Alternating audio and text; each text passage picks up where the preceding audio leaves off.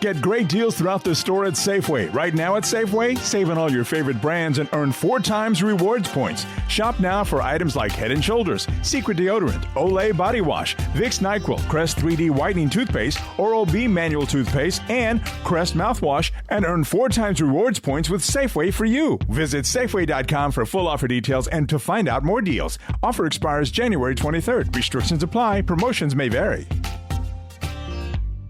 This is a CNA podcast. Hi, welcome back to the Climate Conversations. We start a brand new season with me, Julie Yu. During the day, I present the flagship morning show, Asia First, on CNA. And as part of my work, I've been reporting on climate change-related stories, from doomsday predictions to climate catastrophes around the world, almost on a daily basis. And at times, the challenges just didn't feel all that personal to me. Perhaps because climate change is invisible, slow-moving, and can feel so far away, especially here in Singapore, where we are spared much of the effects of climate change currently. But recently, I was given the chance to produce a 12-part series on sustainability and had a chance to talk to amazing eco-heroes, visited companies focused on delivering brilliant ideas and solutions for a greener planet, and also looked at ways that each of us can do to fight climate change. I was deeply inspired to delve into these issues, and I'm certainly looking forward to taking you on this journey with me to learn from the people who are in the thick of things, the people who use their time, their effort and money to do their part to make a difference. And maybe, like me, you'll be inspired as well. Today, we welcome someone who was knee-deep in this space, even before climate activism became a buzzword, made famous, of course, by a young Swedish teenager. This is all wrong. I shouldn't be up here. I should be back in school on the other side of the ocean. Yet, you all come to us young people for hope. How dare you? And that, of course, was 16-year-old Greta Thunberg addressing world leaders at the UN Climate Action Summit. And since then, she has become a social media force and the Times 2019 Person of the Year. Her powerful words also demonstrate how climate change conversations are often set up to pit the young against the old. After all, the common narrative is that climate change is a problem that previous generations have created, and which is now dumped onto current and future generations to deal with. And also, activism is often seen as a pursuit for younger people, the ones who have higher stakes in the future of the planet. So is there still a place in the climate scene for older activists? What can we learn from them, who jumped aboard a green bandwagon way before it became fashionable? My guest today is N Sivasothi, a climate activist who has been immersed in mangroves and wildlife for research, education, and conservation at the National University of Singapore since the late 1980s. And as one of the earliest adopters of eco-blogging in Singapore, he has contributed his expertise to numerous wildlife conservation communities and also inspired many around him to support the cause. Siva, welcome. Thanks very much. Good to see you. Before we start, I couldn't help but notice the nickname you use online, the Otterman. I guess we ought to know why that's your nickname. Tell me the story behind it, because I really do not see the resemblance. Well, my friends will contest it. There's a photo of me and an otter side by side, and they say, okay, it's really close. But really, it came about in a time when people were really unaware about nature in Singapore. So when I started doing my otter work, I also was giving talks about mangroves and wildlife. And having a moniker is really useful. People get excited. They are curious. And of course, the photographs, I use my friends' photographs. They take better photos. And that really wowed audiences everywhere, in schools, in corporate boardrooms, overseas. So that was meant to mobilize people to realize we do have things worth protecting right at our doorstep and to pay a little bit more attention. Yeah, otters. I mean, I'm fascinated by them too because how they just integrate into urban space and pop up here and there in rush hour traffic and condominium pools. But let's start with a little background about the work you do. You wear many hats. As a senior lecturer at the NUS Biological Sciences, the director of studies at Ridgeview Residential College, and a research associate in the Lee Kung-chian Natural History Museum, just to name a few. You've also been heavily involved in many wildlife conservation groups, some of which you are even the founder of. What drives you in all these activities? Do you see them as a separate efforts, or do they all form part of your passion for conservation and wildlife? So Singapore is a highly urbanized city. It's a capitalist-based economy. So the nature of such residents in such cities is they will become divorced from nature. And you'll see it in the public, you'll see it in policymakers, and you'll see it even in students. So it's such a big mountain to climb. So you apply yourself to any and every opportunity. Now, in the 80s, no one was interested. So you would have to fight your way in. And once they hear your stories, then the images and the stories of nature and wildlife, it will take their due effect. You know, everyone has this biophilic element within them and they connect very well. Of course, later on, as I get older, I'm in a position where I can influence scenarios which are not directly connected. So for education, there are plenty of avenues to be part of, and you can inject your specific expertise. And then in working groups, I work with colleagues who were scattered, all doing their own thing to rescue wildlife or to educate people. And then as we come together and synergize, there was also an increasing interest and appetite for these things by the public. The government's manner of addressing all of this kept getting more and more sophisticated. So in fact, now when a volunteer comes to me, I point them to the MParks webpage. And we've collaborated with MParks on certain schemes. So as long as you toss them into that pool, there's plenty of opportunities and eventually we'll meet. The space is still quite smaller. If you want to make comparisons, F1, like 200,000 people that weekend. Pink Dot was 20,000. And then Climate Change Rally was 2,000. Oh, okay. Of course, then my Instagram influence is maybe about 20.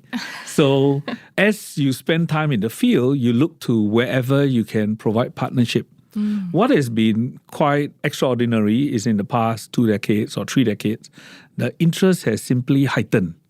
So certain years on Earth Day weekend, I just give talks. It's every day there's an appointment to go to until I'm exhausted. Now during COVID, it's diversified. I just came from tree planting. We are recording this program and there's youth programs which are going on. So when you have this expertise and it's really kind of niche, then you go and find partners, whoever's interested, and then that can amplify your reach. You've been deeply involved, as you said, in leading environmental organization and events. Climate activism seems to be in your blood, in your DNA. As one of the pioneers, give us a sense of how far this movement has come, grown, and changed. It must have been quite different from when you started. Yeah, I guess there are two elements. One is this great extinction that we are seeing in our time. So that's what occupied me as a biologist, is the sixth grave extinction on the planet.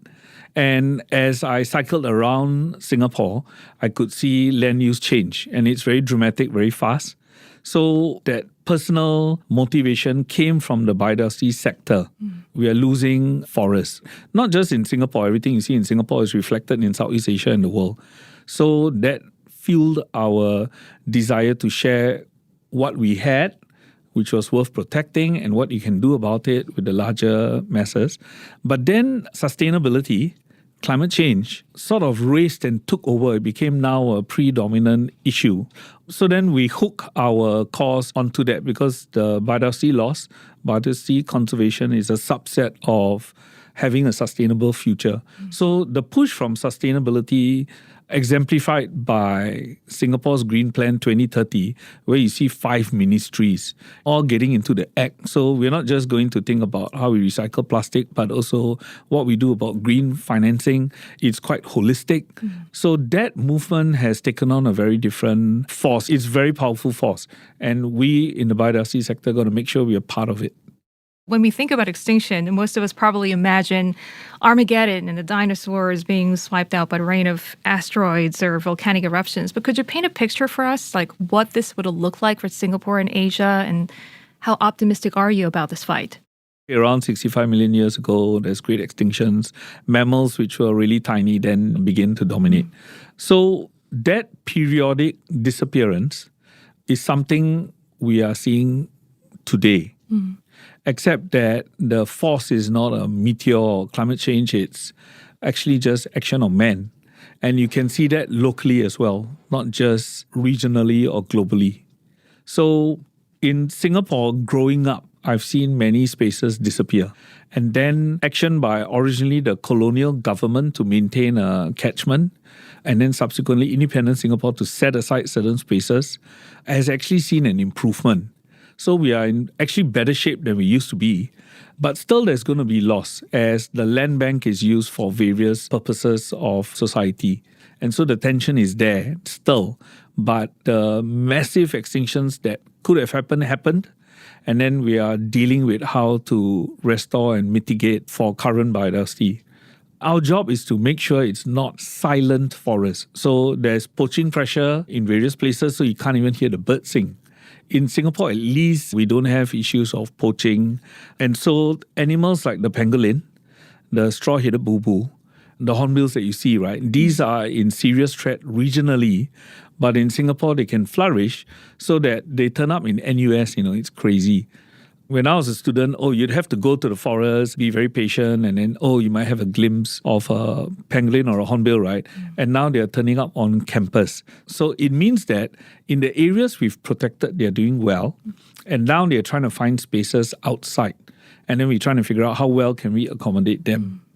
This generation is lucky in that although we've lost a lot of things, there's a lot of restoration, there's a lot of reflection on how we deal with land, and government is responsive and they're inviting in for dialogue. So it's actually a good time to have a feeling for nature and be able to contribute towards its conservation. Let's talk about some of the work you've been involved in. Big work, a milestone event, I guess a case could be you were part of the 2001 petition to protect Chek Jawa in Pulau Ubin, which was a historic example of how activism can work to influence major decisions. Tell us why this was an important part of the Singapore story. The Singapore public was not aware of the environmental costs of our lifestyle. That began to change. So at Chek Jawa in 2001, I knew how to make a web page. I just knew about 5 or 6 HTML commands. And then we just said, there's a tour, you can come. And people were searching the web, not so much social media, right, at the time, but the web. And they came. And their interest surprised us. Previously, we were resigned to the fact that everyone was wrapped up with the 5 Cs. So if you go to Bukit Timah in the morning, it's dead quiet. Very nice, actually, right? But that would dramatically change in the 2000s. And Chek Jawa seems to be a very iconic example of that change. So when we told people, okay, you can come, you can see these kind of creatures, they came in the hundreds. And actually, it freaked us out because we were having to do coordination of groups. You often see me in an orange cap, and that orange was so that I could see my volunteer guides on the landscape. And if I need to run an evacuation because of lightning threat, then I could coordinate. So that really blew our minds that people were so interested. They'd come all the way to Changi, take the ferry, take the van, and then they were all in improper footwear, and they were fascinated. We're like, wow. This is very different. And so we made sure the government was aware of it. We took video and photos and we shared reports. And then independently, the government said, hey, this is important. This is people actually connecting with the land. And they reversed the decision for reclamation that we were resigned to. We were quite shocked. So first they said, okay, we're going to keep Chek Jawa. Then later on they say, no, we're going to keep all of Pulau Ubin. And so the Pulau Ubin that I take my students to today is actually in a much healthier state than it was in the past when there was a lot of quarrying, there were 2,000 people on the island. It's now actually like a nature paradise. It's quite beat up because of its history of land use, but because it's been left alone and enhanced, my students are simply amazed when they go. We make sure they have binoculars, and when they are walking in, you can already hear all the bird calls, There's this idea of a livable city, and it includes having nature present, not in a cosmetic way, but in a real way. So you have forest reserves, you have nature parks, and then you have greenways, right? So if these are all interlinked, then the kind of fauna you don't expect to see at your doorstep turns up, they are passing by as they reach a larger fragment. So connectivity in built-up areas with greenery within the built-up area to support it is the reason why I'm seeing striated boo and red jungle fowl and otters in NUS, which I never imagined would happen. So how we connect things, everyone has got to do a rethink. It's not just the nature people. We provide the fundamental information, right? So it's the architects and the engineers and the land use allocation that needs to integrate this. We're going for a short break. We'll be right back. Hi, my name is Sarah Alcalde, and I'm the host of a new podcast called Money Talks. Yes, we will be talking about money, but more than that, we'll also be talking about life, personal choices, lucky breaks, and how money is the thread running through it all. So look out for our episodes wherever you get your podcasts. I'm sure there's no secret, of course, to the challenges of activism, pushing for policy change, trying to motivate others, dealing with critics or naysayers. What were the hardest ones that you had to deal with, and has that changed, gotten better? Yeah, if a livable city is not on the table, then you're beating your head against a brick wall. So the nature people are used to rejection in the 80s and the 90s. I mean, there are plans which were submitted that probably went to the shredding machine immediately. But you keep trying because the landscape changed. The people you're dealing with may change. They may get educated locally. They may get educated by what they see overseas. And so you keep talking and interacting, and there's a general shift. It's not in a perfect state by any chance today. So then you decide what your role is. Where do you want to project ideas? Are you shouting on the streets? Are you inside a room in private, restricted dialogue? Do you want to write openly in blogs? So there are various mechanisms. You have to decide, okay, which niche am I going to fill in? Nothing was achieved without a large number of people operating from their various spaces. And then collectively it comes along. So the important message from that is that anything you do individually will get amplified. So the thing is for us to try and do something. You talked about different mechanisms, but when you look at climate activism, it continues to evolve. Young activists are championing new models and tactics of activism. Social media, of course, is certainly playing a big part in raising awareness and inspiring greater action nowadays. What are your thoughts on digital activism? Is it as important as rolling up our sleeves and getting our hands dirty in the real world? For sure, because digital activism raises public awareness. So then a climate change activist at school who decides, let's take simple action, might get completely ignored. Or the ground might be softer and say, okay, I've heard about these things. If you can show me the way, we don't mind giving you some support. So that environment has definitely changed in terms of familiarity with concepts. A deep understanding is hard to achieve just from digital activism. A subset will take it up, read the details, and be highly functional, but the majority will just get exposure. But then what happens is the exposed public are more supportive of activists who decide to take some kind of action. Because I recently had a conversation with an Indian water conservationist, Arun Krishnamurthy. He said, there's just too many desktop conservationists and not enough true activists in the field. As a person who's been both active on the ground and online, when you look at the local activism scene, would you agree? Local activism is usually they roll up their sleeves and then they go in charge at windmills. I mean, it's tough work. the environment is not supportive. So mostly they have the experience on the ground. Then they know that just doing stuff on the ground may reach a small select audience. So to amplify their reach, then they turn to the digital interface. So it's more a case of they're doing something and then they add in the digital interfaces. Now, some people will find that, I'm getting some kind of traction. Then they may focus more time on communication on a digital interface. But if you talk to them, they are connected to a network of people who try things. There's something that is worth mentioning is that there are two different threads. There's a nature scene and there's an environmental scene. The nature scene are people who look at wildlife that's found in our green areas and then they try and bring people to realize it's there, tend to be very strong in education. For the environment scene, they're very strong in application. So they focus on that big picture, but bring it down to the simple action that you can do. So that group of people, I would say, is maybe around a decade old, and they are phenomenal. They're really phenomenal. So they, unlike the nature groups, which had maybe a stronger association, stronger interaction with government through MParks especially, the environment groups were on their own. But because of that, they really got themselves organized. And they turned up at Conference of Parties. Nor Lastrina even was the youth representative of the world. My name is Lastrina. I am from Singapore and I have the honor of speaking on behalf of the youth constituency. So their understanding of political mechanisms was, I felt, superior. And because they were not having maybe enough people listening, they took it all the way to the global scene.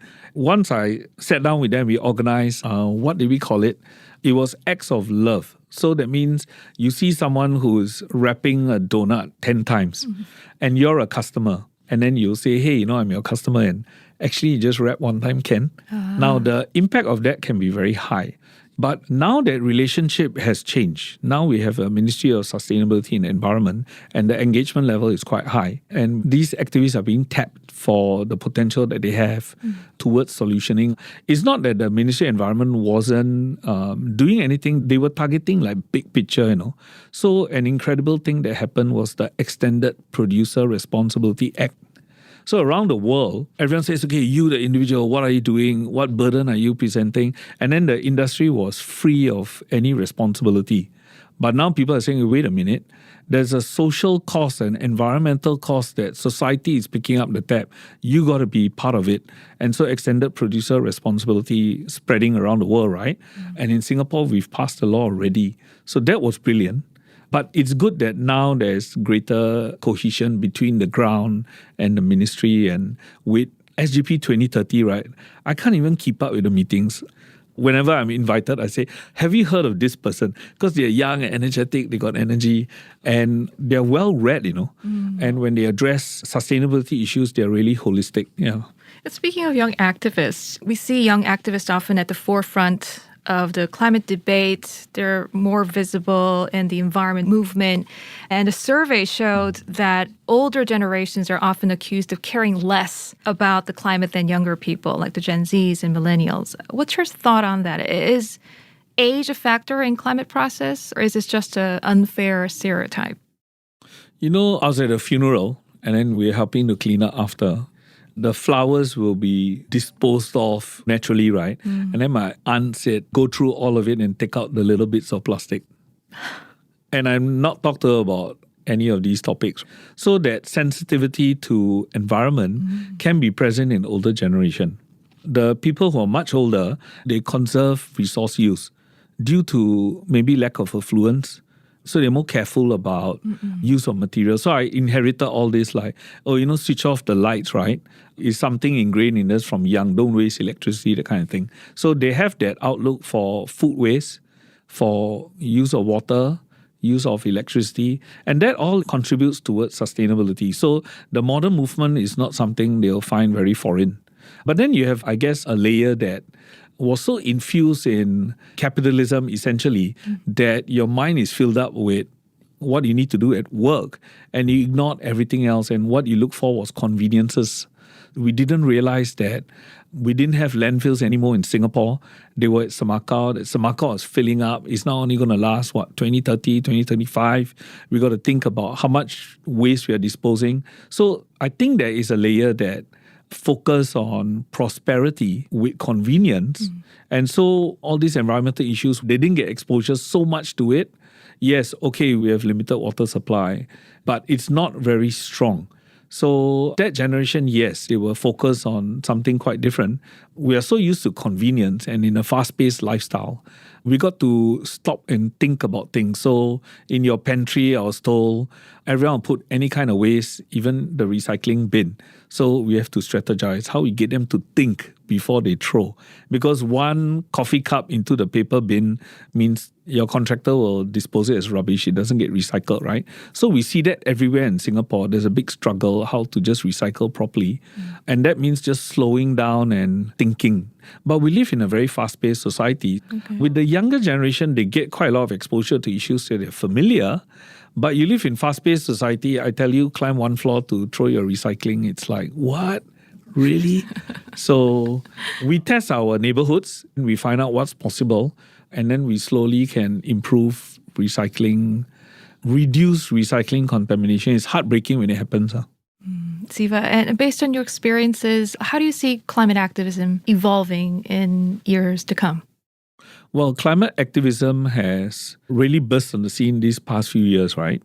The way it's done by many youth groups now, they organize themselves, they write position papers, they are really well informed, and then they address it to relevant authorities. Authorities are interested to hear what young people have to say, so that's maturing. But can we reach targets which are meaningful? And the moment SGP 2030 was out, I think this series had a conversation with Winston Chow, and he says, it's not enough. So that's very dramatic, right? Then the government comes in and says, hey, look, it's an evolving document. If we have better methods, then we'll evolve. In fact, there have been updates since. So it's a more transparent discussion. There are a lot of hard truths that everyone has to look at. Divestments of your investment. So they're looking at specific action that has very big impact. It's hard to bring about change, but when everyone's trying, I feel more optimistic about it. What is your target then? My personal target? For me, I always try to rethink what I'm doing, whether it's the most effective use of what I should do, how to reach out to partners to amplify effect, but at the same time, carry on the small actions that you do.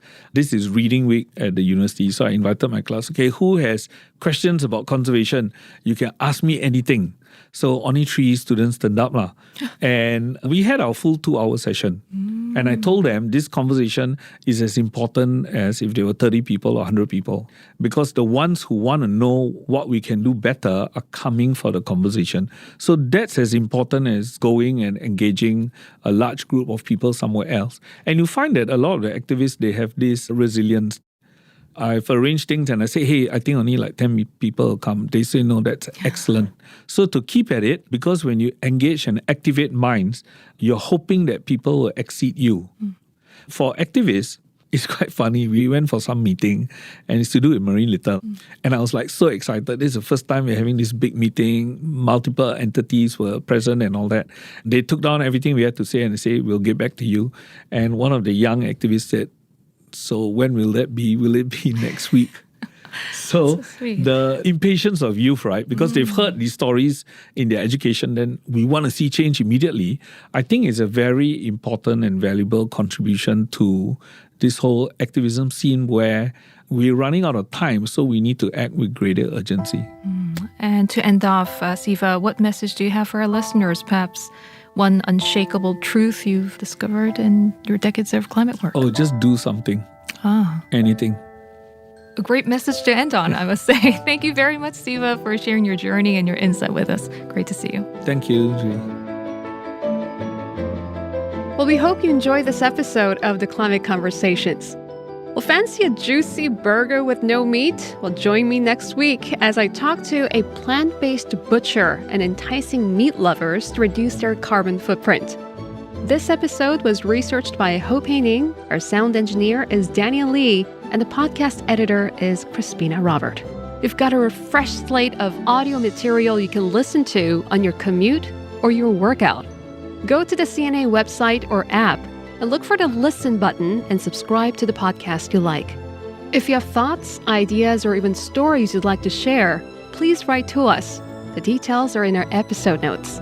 Till next time, this is Julie Yu.